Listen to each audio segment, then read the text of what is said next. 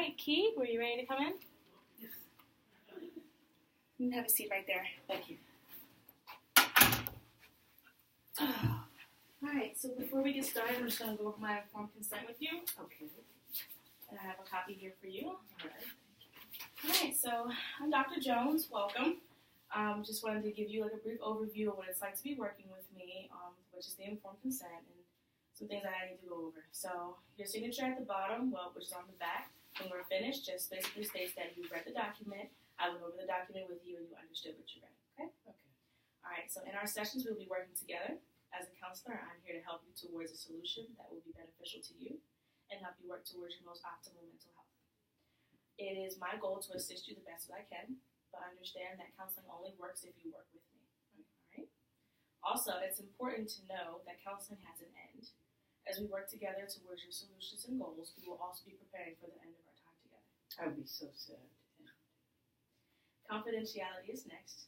I am required by the state of Pennsylvania to keep all information disclosed in our sessions completely private. None of your disclosed information will be shared with anyone unless you show signs of immediate danger to yourself, a child, an elderly person, or anyone else. I will have to share your information if your records are court-ordered by a judge. And that just means if it's subpoenaed, whatever they subpoena, I have to turn over to them. I will be giving over information if your insurance company requires any information as well. And in addition to that, there may be times where I will discuss your case with other mental health professionals that count as psychologists and psychiatrists. All right? In those instances, I will not share your name, only the contents of your case. What about doctors, physicians, since I'm in the process of changing care? If they feel it's necessary to know anything about your mental health, like whether or not you are okay to go through with surgery and things like that, if you are okay with releasing that, then I can do that as well. So some boundaries for us. As outlined by the ACA Code of Ethics, which is what I am under, it is unethical for counselors and clients to have any relationship outside of our therapeutic one. All right? Okay. So for our sessions, they are typically 45 to 50 minutes. I will notify you when we are near the end of our session, and if necessary, we'll pick up where we left off in your next session. Okay? Each session is $150. We do accept insurance here, and we will gladly work with your insurance company to try to make sure you get the amount of sessions that you need. I do take notes during sessions, which is going to be under record keeping, which is next. I do take notes during sessions. If at any point in time that makes you uncomfortable, I do not have to do that. Just let me know. Please feel comfortable enough to let me know if you are ever uncomfortable at all with anything that I just write down. Okay?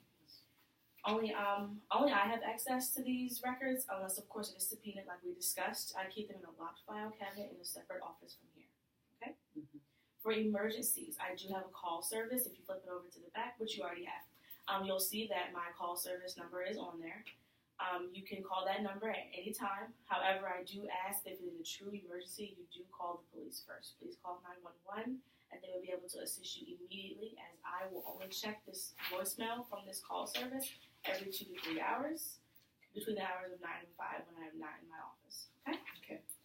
All right, so just take another second to look over that. If you understand anything, if you have any questions, please let me know. And I don't have insurance, so I would have to pay cash, but I don't have a very high-paying job. I'm a cocktail waitress. Mm-hmm. Do you have any other scales for people who, like sliding scales or anything like that? I don't have sliding scales on my informed consent, but I am willing to work with you if that is something that you will need. I might, yeah. Just let me know. Depends how good my tips are. So. Right. I understand. Okay, thank you. Mm-hmm. That's the only thing. Was that your only question? No, that was the only. Yes, that was the only question. Okay, here's a pen. You can sign your first and last name and the date, please.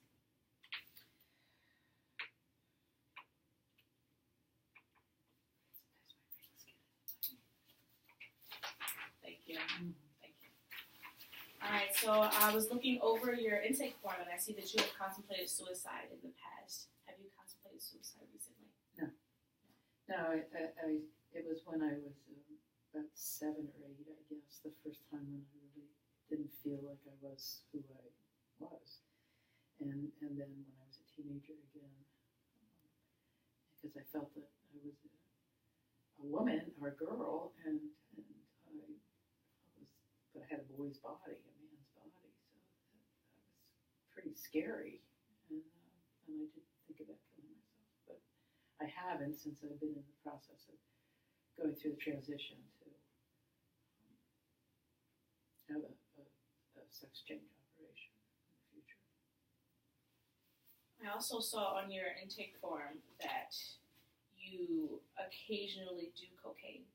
Yeah, it's recreational and very, very rarely. Sometimes if I go out with somebody and they're doing it, then I'll do it. But I'm more likely to have to drink than to do cocaine. So, yeah, it's not. I would say maybe I do it once every couple of months, something like that. I don't see it as a problem. Just expensive habit. Problem? I'm sorry. You said you don't see it as a problem. No, not the cocaine. Maybe the alcohol, but not the cocaine. Oh, there's alcohol as well. Yes. Yes.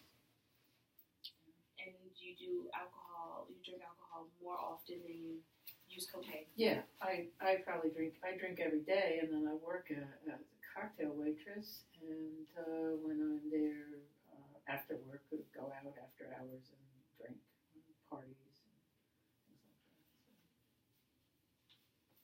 like that. So I see. It's gotten worse though, actually, because my parents haven't been very accepting of me, and so I think my drinking. I noticed it got worse since they've been upset. Upset. Yeah. But they think I'm too much like a girl, and I think I am too. But they still see me as a man, or a young man, and so they don't like the fact that I'm sensitive and affectionate, and so I think I noticed I was drinking more since they've been more vocal about it. Saying it to me. You should act like a man. You're not a girl. That makes me really upset.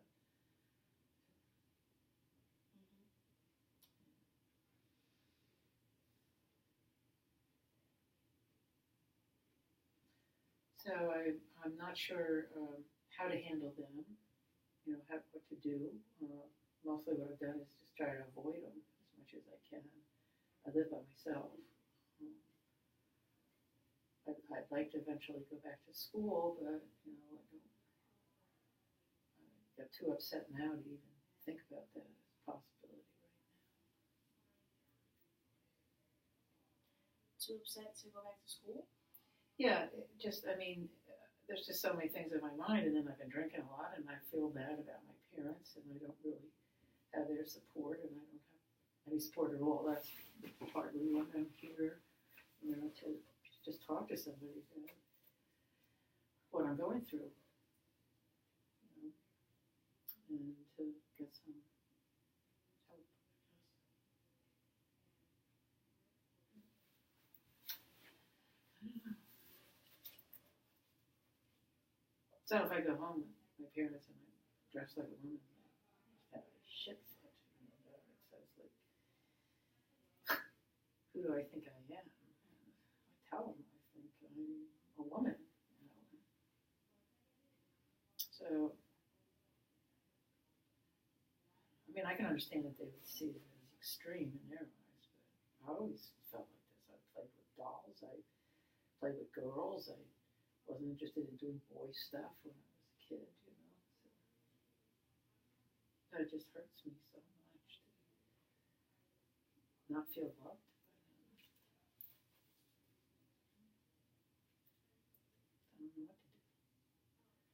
I don't know what to do. And you asked me, the first thing you asked me, are you suicidal? Well, I haven't thought about it, but when I do get real upset, that's a thought that does go through my mind. I haven't done anything. At least I do,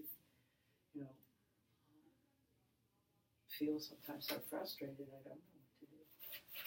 That's why I'm here. Let me make sure I'm hearing you correctly. So it sounds like to me is you're having a lot of distress, not being able to be supported by your family. Mm-hmm.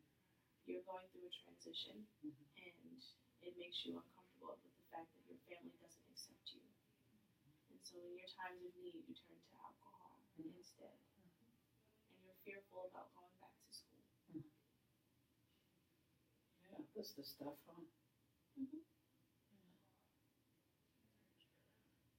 I never had alcohol problems, in the past. I just noticed it now. I've been thinking maybe I should get some support for that too. AA or something. I don't know. That's my understanding is AA. What they do, they smoke cigarettes and drink a lot of coffee. Just don't drink alcohol. So I don't know.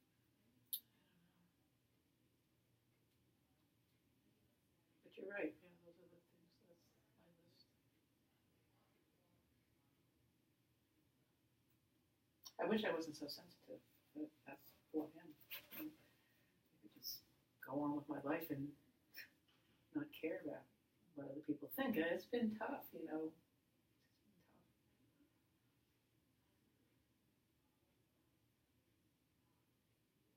Sensitive? Being sensitive.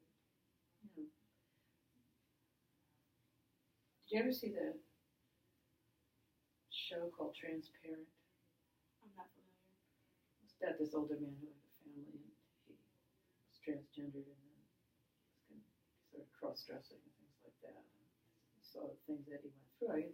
Unless you're going through it yourself, it's tough, it's a major identity change in some ways, all over, the way you dress.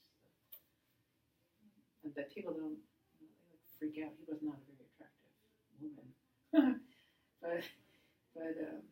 people freak out when they figure out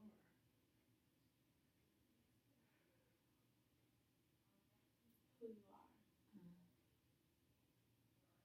Who you are. That you really still have a penis, but you're dressing like a woman, and you're going to get your penis cut off, and then you're going to be a woman. What is wrong with you? How can you do this? How do you possibly do this? This is crazy. That's what they think. So you're going to overcome, have a hard shell. I don't have a real hard shell. As I said, I drink, so I don't even think about it. Just numb myself out.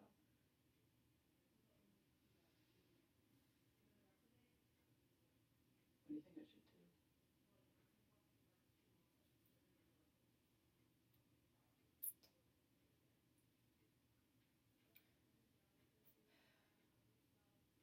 I have found a couple other people who are like who I so we do talk sometimes when we have time to get together.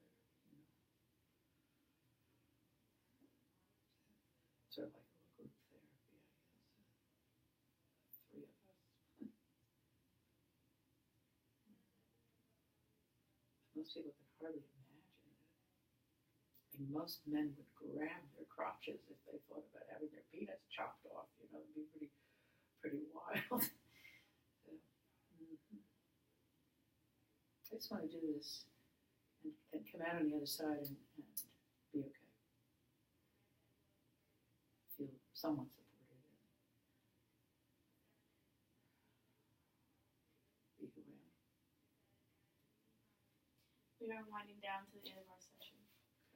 But I do want to go back to something that you said before we end. You said you want to be who you are. Who are you? I am. Especially the Helen Reddy song, I Am Woman, Hear Me Roar. I am a woman. I feel like a woman. That's my identity. I would like to marry a man and have children.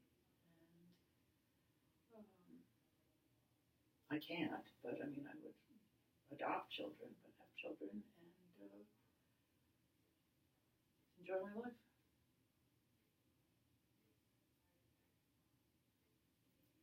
I don't think that's too much to ask.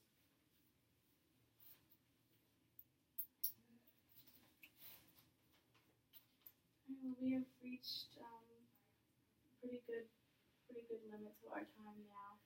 However, if you would be interested in coming back for another session and continuing from where we left, I can take you out to the lobby. We can talk to my receptionist and figure out what time is a good time for you. Okay. Also, we can discuss the matters of payment and Okay. how you will be paying for your sessions once you go out to speak to the receptionist. Would you be interested in doing that? Yeah, that sounds good to me. I feel pretty comfortable being here and talking. I mean, I know it's only the first session, but I'm not freaked out or anything, so give it another try. Good. That's a part of our goals, that you are comfortable and feel as though you can speak freely in this space.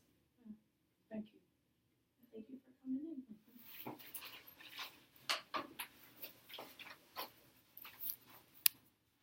I don't know how to work this thing. Oh, I got it.